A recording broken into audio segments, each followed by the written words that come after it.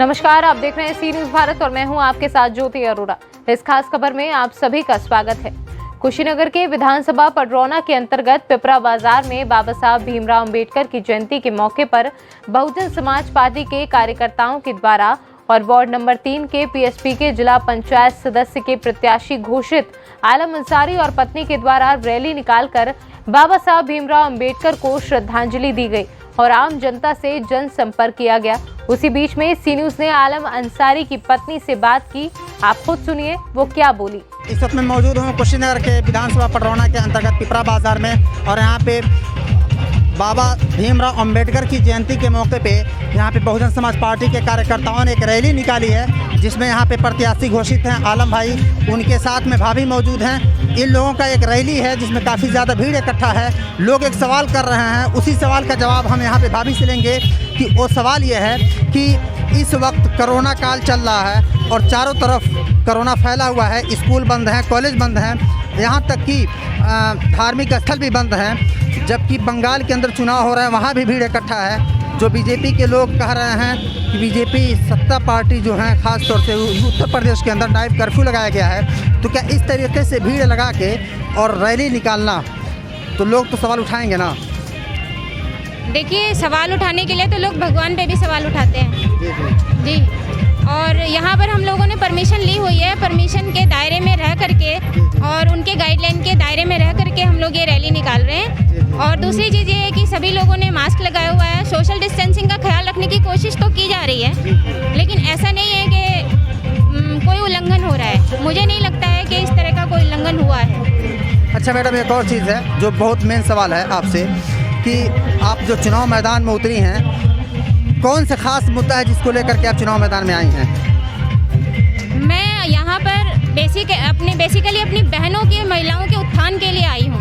मैं यहाँ पर कभी भी ये नहीं देख रही हूँ कि महिलाएं, उनका कोई यहाँ समाज नहीं देख रही हूँ मैं। और जो लड़कियाँ हैं उनकी शिक्षा, उसकी कोई व्यवस्था प्रॉपर यहाँ पर नहीं है।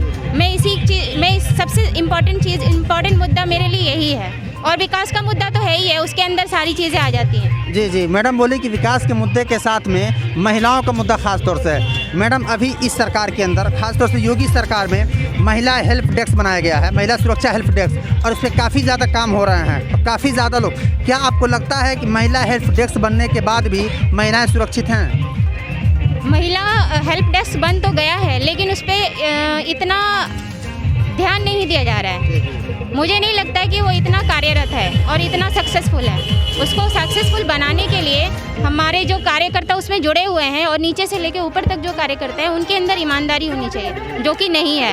इसीलिए हमारी महिलाएं सुरक्षित नहीं है। हम कितनी भी उनके लिए कानून बना लें, कितने भी रूल लगा लें, कितनी भी चीज़ें ले आए उनके लिए, लेकिन जब तक वो खुद सक्सेसफुल नहीं होंगी, वो शक्तिशाली नहीं होंगी, तब तक वो सक्सेसफुल नहीं होंगी और ना कोई रूल सक्सेसफुल होगा। अच्छा मैडम, लास्ट सवाल, आप जीतने के बाद, अगर आप चुनाव जीत जाती हैं, तो जीतने के बाद से सबसे पहले कौन सा कार्य करेंगी आप?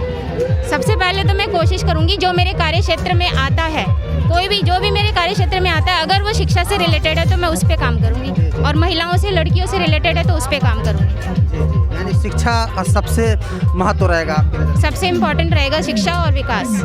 आपने सुना कि मैंने मैडम से बात किया, उन्होंने बहुत ही अच्छे अंदाज में और बहुत ही सीधे लफ्ज़ों में उन्होंने हर सवाल का जवाब दिया, और उन्होंने इस कोरोना प्रोटोकॉल के अंदर बताया कि परमिशन लेकर के हम निकाले हुए हैं, जबकि अगर सोशल डिस्टेंसिंग का पालन नहीं हो पा रहा है तो कोशिश किया जा रहा है पालन कराने के लिए। और इस तरीके से उन्होंने अपने मुद्दे के बारे में बताया कि हम कई मुद्दे लेकर के आए हैं, जिसमें खास तौर से महिलाओं का मुद्दा है, जिसको हम लेकर के चुनाव मैदान में उतरे हैं। और हमें भरोसा है कि चुनाव जीतने के बाद से ये महिलाओं के प्रति और जनता के प्रति अपना पूरा मामला और जिस मकसद से उतरी हैं उसको पूरा करेंगे। हरिओम तिवारी के साथ मैं राष्ट्रविला सिंह, कुशीनगर। फिलहाल की इस खास खबर में बस इतना ही। देश दुनिया की तमाम बड़ी खबरों के लिए आप देखते रहिए सी न्यूज भारत।